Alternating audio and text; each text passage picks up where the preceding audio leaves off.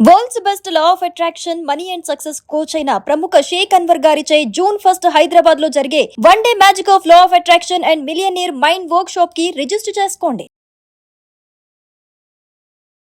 నమస్తే, welcome to Suman TV. నేను మీ anchor Shri.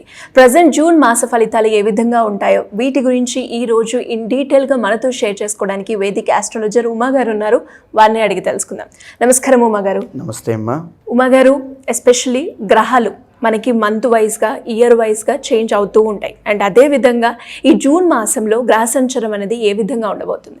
తప్పకుండా అండి. గ్రహ సంచారాన్ని కనుక మనం గమనిస్తే ఆల్రెడీ మార్చి 30వ తారీఖు దగ్గర నుంచి శనైశ్వరుడు అనేటువంటి శని భగవానుడు మీనరాశిలో సంచారం జరగడము, రీసెంట్గానే రాహు కేతుల యొక్క ట్రాన్సిట్ అనేటువంటి జరిగింది. రాహు కుంభంలోకి సంచారం అవ్వడము, కేతు ఏమో సింహంలోకి సంచారం జరగడం జరిగింది. మే 15వ తారీఖు దగ్గర నుంచి గురుడు మిథున రాశిలోకి సంచారం ప్రారంభం అనేటువంటిది అయ్యింది. అంటే వృషభంలో నుంచి మిథునంలోకి అయ్యారు. జూన్ 15వ తారీఖు వరకు కూడా రవి అనేటువంటి ప్లానెట్ వృషభంలో సంచారం చేస్తుంటే జూన్ 15వ తారీఖు దగ్గర నుంచి మిథునంలోకి ఆయన సంచారం అనేటువంటిది జరుగుతుంది. అలాగే జూన్ 6వ తారీఖు దగ్గర నుంచి బుధగ్రహం అనేటువంటిది మిథునంలోకి సంచారం జరుగుతుంది. అంటే జూన్ 15వ తారీఖు దాటిన తర్వాత రవి, బుధ, గురు అనేటువంటి 3 ప్లానెట్స్ కూడా మిథునంలో ఉంటాయని అర్థము. జూన్ 6వ తారీఖు వరకు కుజగ్రహము అంగారకుడు కర్కాటకంలో సంచారం చేస్తూ ఉంటే జూన్ 6వ తారీఖు తరువాత కుజుడు సింహంలోకి సంచారం చేస్తూ ఉంటారు. ఆయన అక్కడికి ట్రాన్సిట్ అవుతున్నారు. అయితే శుక్రగ్రహ సంచారం అనేటువంటిది ఈ మాసం అంతా కూడా మేషరాశిలో సంచారం జరగడం విశేషము. ఇది ప్రస్తుతానికి జూన్ మాసం యొక్క గ్రహ సంచారము. మరి మీరు అన్నట్టుగానే తులారాశి వారికి ఏ విధంగా ఉండబోతుంది? ఎస్పెషల్లీ ఈ మాసంలో విద్యపరంగా, వైద్యపరంగా, విదేశీ పరంగా, సంతాన పరంగా వారు ఎలాంటి పరిహారాలు చేసుకోవాలి అంటారు? తప్పకుండా అండి. ఇక్కడ మేజర్గా ఏమిటి అంటే తులారాశికి సంబంధించి కొన్ని మేజర్ ట్రాన్సిట్స్ అండి. బిగ్గెస్ట్ ప్లానెట్స్ అయినటువంటి గురు వీళ్ళకి తులారాశి వాళ్ళకి చాలా బాగా యోగిస్తూ ఉన్నారు. ప్రజెంట్ టైంలో మీకు 9th హౌస్లో గురుగ్రహ సంచారం అనేటువంటిది నడుస్తుంది.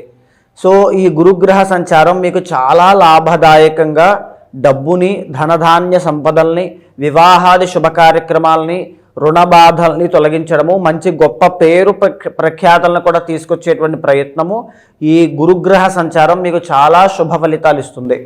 అయితే ప్రస్తుతము ఈ జూన్ మాసానికి సంబంధించి 5 గ్రహాలు అద్భుతంగా యోగిస్తున్నాయి అని చెప్పొచ్చమ్మా. ఎలాగను అంటే 6వ స్థానంలో శనైశ్వరుడు ఆల్రెడీ యోగిస్తున్నారు. దీని మూలానేంటి?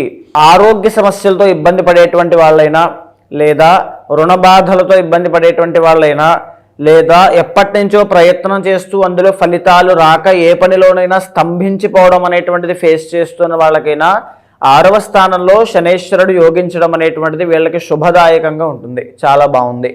అయితే 7వ స్థానంలో శుక్రగ్రహ సంచారం అనేటువంటిది కూడా యోగిస్తోంది. ఎవరైతే వ్యాపార రంగంలో వ్యవహారం చేస్తూ ఉంటారో, ఎవరైతే నృత్య, గీత, వాద్యాది రంగాల్లో వ్యవహారం చేస్తూ ఉంటారో, సినీ, నాటక, కళారంగాల్లో ముందుకు వెళ్ళాలనేటువంటి కోరికతో ఉంటారో, లేదా ప్రేమ వ్యవహారాల్లో ఇబ్బంది పడుతూ ఉంటారో, వీళ్ళందరికీ కూడా చాలా మంచి శుభ ఫలితాలు అనేటువంటివి ఈ మాసంలో వీళ్ళకి కనబడుతున్నాయి అని చెప్పచ్చు. దీంతో పాటుగా లాభస్థానంలో అంటే సింహంలో కేతుగ్రహ సంచారం అనేటువంటిది కూడా చాలా బాగుంది. కేతువు లాభంలో యోగించడం చాలా శుభప్రదము. దీని మూలాన అంటే వీళ్ళ పెర్ఫార్మెన్స్ పెరగడం కానీ, యాక్టివిటీ అనేటువంటిది, వీళ్ళ స్కిల్ అనేటువంటిది డెవలప్ అవ్వడము, వీళ్ళ అడుగులు లేదా వీళ్ళ జీవితము ఒక అభివృద్ధి బాట పట్టడం అనేటువంటిది ఈ మాసం నుంచి కనబడుతుంది అని స్పష్టంగా చెప్పచ్చు. ఇదే విధంగా 11వ స్థానంలోని కుజగ్రహ సంచారం కూడా 6వ తారీఖు దాటిన తరువాత నుంచి అద్భుతంగా యోగించడం అనేటువంటిది జరుగుతుంది. ఎప్పుడైతే లాభంలో కుజగ్రహ సంచారం యోగిస్తూ ఉంటుందో ఆరోగ్య సమస్యలు అనేటువంటివి తగ్గుతాయి. రెండవది భూలాభము అనేటువంటిది తులారాశి వాళ్ళకి ఖచ్చితంగా ఈ మాసంలో కనబడే అవకాశం ఉంది.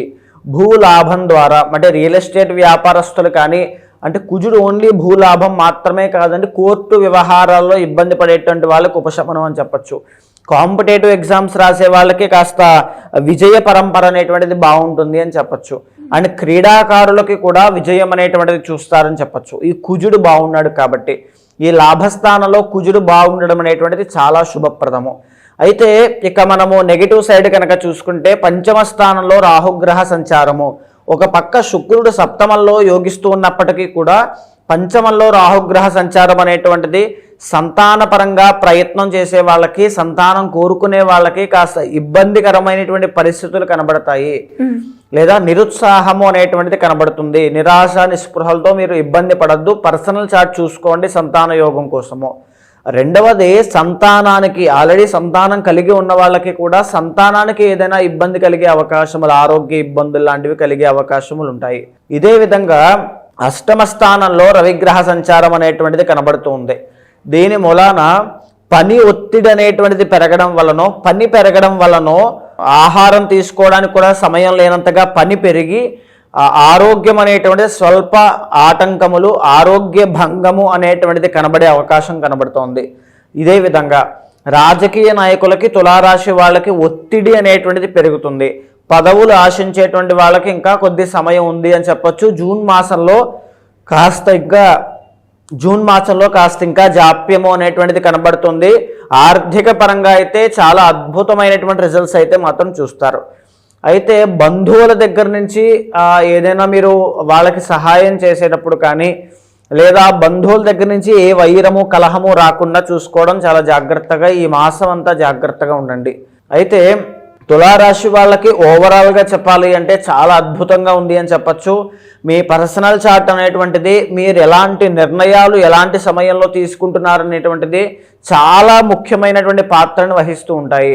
మీకు ఇక్కడ గురుబలం పెరిగింది, శని అనేటువంటి ప్లానెట్ యోగిస్తున్నారంటే చాలా విశేషకరమైనటువంటి యోగము.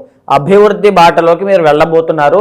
మంచి పెద్దగా ఆలోచించండి, ఎఫర్ట్స్ అనేటువంటివి పెట్టండి. దైవ బలం కోసము ఎక్కువగా మీకు రాహు రవి అనేటువంటి 2 గ్రహాలు బాగా లేదు కాబట్టి దుర్గాదేవి యొక్క స్తోత్రాన్ని ఎక్కువగా పారాయణ చేయడము, లలితా సహస్రనామం ప్రతి నిత్యము చదవడము, శ్రీమాత్రే నమః అనేటువంటి ఆ మంత్రాన్ని ప్రతి నిత్యము కూడా మనసులో స్మరణ చేస్తూ ఉండడం ద్వారా రాహుగ్రహ దోషాలు అనేటువంటివి తొలగిపోతాయి. ఆటంకాలు రావు, ఆరోగ్య ఇబ్బందులు రావు, చెడ్డ పేరు అనేటువంటిది రాదు.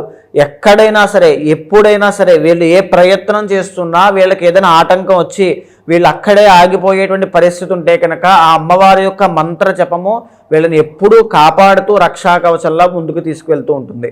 ఉమాగారు, మీరు అన్నట్టుగానే ఎవరికైనా కూడా ఇంకా పర్సనల్ చార్ట్ చూపించుకొని వాళ్ళు ఏదైతే సమస్యను ఎదుర్కొంటున్నారో దానికి సంబంధించి రెమెడీ చేపించుకోవాలి అంటే ఎలా ఉంటుంది? మనము ఇప్పటి వరకు మాట్లాడుకున్నటువంటి అన్నీ కూడా గోచార అంశములండి. కొంతమందికి గోచారం ఎంత శుభప్రదంగా ఉన్నప్పటికీ కూడా పర్సనల్ చార్ట్లో కొంతమందికి కొన్ని దోషాలు ఉంటాయి. సూర్య పితృదోషం కావచ్చు, కాలసర్పదోషము కావచ్చు, లేదా కర్మదోషము కావచ్చు, ఏదైనా కావచ్చు. అలాంటి దోషాలు కర్మ వల్ల సంభవిస్తాయి కాబట్టి ఆ కర్మ అనేటువంటిది వీళ్ళని ముందుకు తీసుకువెళ్ళనివ్వదు. ఏ పనిని కూడా జరగనివ్వదు. ఆటంకాలు వస్తూ ఉంటాయి, ఎదగలేరు, అప్పులు పాలవ్వడం, ఇవన్నీ చాలా కనబడుతూ ఉంటాయి. పర్సనల్ చార్ట్లో ఎప్పుడైతే మీరు చూసుకుని ఆ తగినటువంటి శాంతి పూజలు ఆచరించడమో, గోచారంతో సహా పర్సనల్ చార్ట్ని దృష్టిలో పెట్టుకుని నిర్ణయాలు తీసుకోవడమో ఖచ్చితంగా చేయాలి. అలాంటివి చేసినప్పుడే మీ అభివృద్ధి అనేటువంటిది ఆగకుండా ముందుకు వెళ్తుంది. సో అలాంటి వాళ్ళు ఎవరైనా ఉంటే తప్పకుండా మీకు కింద కనిపించే నెంబర్కి కాల్ చేస్తే మా వాళ్ళు మీకు పూర్తి వివరాలు అందిస్తారు. మీ పర్సనల్ చార్ట్ చూసిన తర్వాత ఏదైతే మీ సమస్య కానీ మీ కోరిక కానీ ఉందో దానికి అనుగుణంగా ఆ యోగం ఉందా లేదా అనేటువంటిది చూసి, ఒకవేళ అలాంటి దోషములు ఏవైనా ఉంటే కనుక తగినటువంటి శాంతి పూజలు మీతో ఆచరింపచేసి, లేదా ఆ శ్లోకపారాయణ ఆ మంత్రజపం మీతో చదివించి ఆ దోషము తొలగించేలా చేసి దైవానుగ్రహం పొందేలా చేస్తాను. థ్యాంక్ యూ అండి. Thank you so much. నమస్తే అమ్మా.